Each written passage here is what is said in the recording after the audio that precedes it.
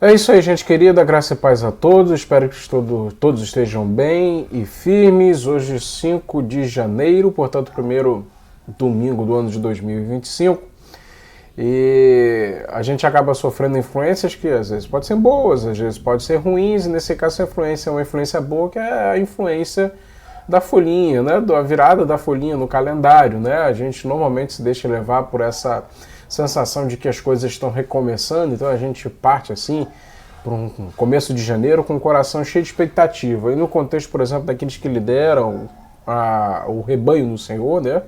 Que lideram a igreja, a gente naturalmente chega, por exemplo, para um primeiro culto do ano, culto de domingo, né? Que normalmente a gente tem uma frequência boa, a gente chega com o coração cheio de expectativa. Por isso eu queria compartilhar de breves palavras com vocês nessa palavra pastoral. Depois da vinhetinha tem um texto bacana aqui para a gente estar pensando. Vem comigo.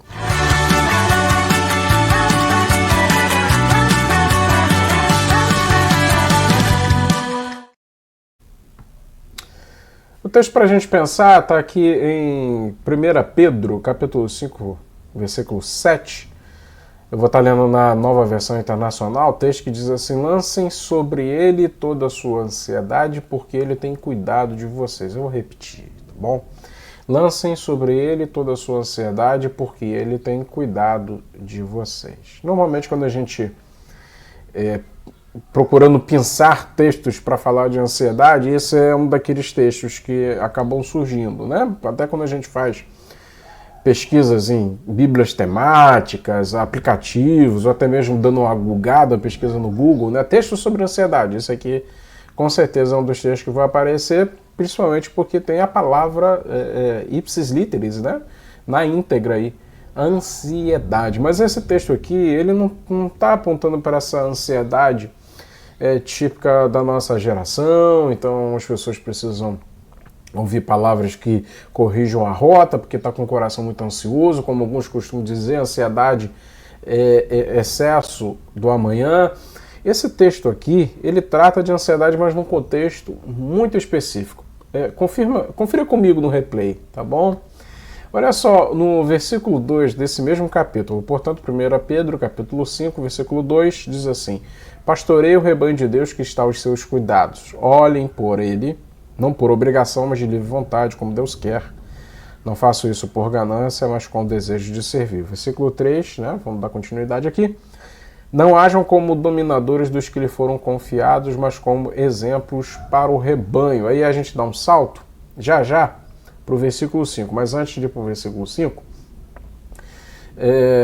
a gente tem visto, assim, de uma forma impressionante, uma síndrome que afeta o mundo todo e de forma muito triste isso tem se introduzido nas igrejas, que é a síndrome de Faraó, que é o quê? Querer construir um grande império com base na servidão alheia, é querer utilizar escravos ou ter uma relação de senhorio para construir um grande império. Essa, inclusive, é uma das grandes críticas que nós encontramos no livro do Êxodo. Não somente porque é o povo escolhido que está sendo escravizado ali, mas porque existe todo um contexto, toda uma estrutura construída para favorecer alguns. Então, essa estrutura se utiliza basicamente de quê? Nessa grande mecânica de favorecimento, de manutenção do poder, nós vemos ali a opressão, tá bom? Que é a consequência da queda, né? O pecado, ele abriu portas e dentro dessas portas no mundo acabou entrando vários desalinhos. E um desses desalinhos é esse sentimento de dominação e de você poder controlar as coisas para tirar um benefício próprio, tá bom? Então a gente já começa a perceber do que esse texto está tratando, tá bom? Porque às vezes, movidos pela ansiedade de ver as coisas caminharem no contexto da igreja, a gente acaba nutrindo um relacionamento assim de senhorio e vassalagem, né? Aqueles que são senhores e controlam todos, aqueles que são servos que vão trabalhar para a construção ou para a manutenção do grande império. Não por acaso a gente tem visto muitas igrejas grandes entrando em crise, porque é inevitável. em determinado momento, toda essa estrutura, por mais que muito bem engedrada, muito bem arquitetada, ela tem a tendência a ruir. É basicamente isso, inclusive, que nós encontramos em Gênesis 11, na narrativa da Torre de Babel. Inclusive, a Torre de Babel tem um paralelo bíblico muito interessante com Atos 2. Atos 2, nós vemos dois ajuntamentos, nós vemos assim, manifestações de línguas, né, de vários idiomas, mas enquanto no primeiro contexto, em Gênesis 11, nós vemos ali uma clara intenção de tornar o nome humano acima de todos os nomes, né? Vamos construir uma torre que atinge até o céu, que alcança até os céus, e tornemos nossos nomes famosos. Em Atos 2, nós vemos também um ajuntamento, também vários idiomas sendo ditos, mas ali a intenção é qual? É falar das grandezas de Deus, como a gente encontra, é só cavar um pouquinho, a gente vê o contexto ali de Atos 2 e o diálogo que nos revela esses detalhes que são importantíssimos. Quando a gente está assim, com o coração cheio de ansiedade por querer ver as coisas acontecer, a gente esquece que Deus, ele é o Senhor da igreja, portanto, ele tem cuidado de nós. Ele cuida não somente de mim, de você, aqueles que estão inseridos no contexto de liderança, mas ele cuida da igreja porque ele é o Senhor da igreja. Por isso que... Qual que é o antídoto para tudo isso, né?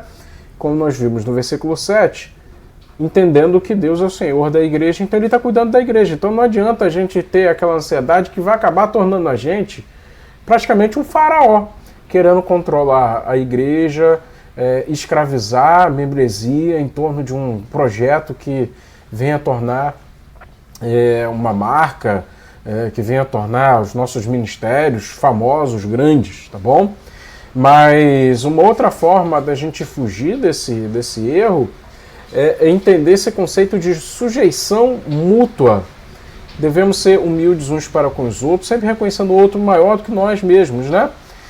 E aí vem a advertência, porque Deus se opõe aos orgulhosos, mas concede a graça aos humildes. Favor imerecido, graça. Então nós entendemos que Deus está no controle de todas as situações, então ele está no controle da igreja, ele está cuidando da igreja, ele está cuidando de nós.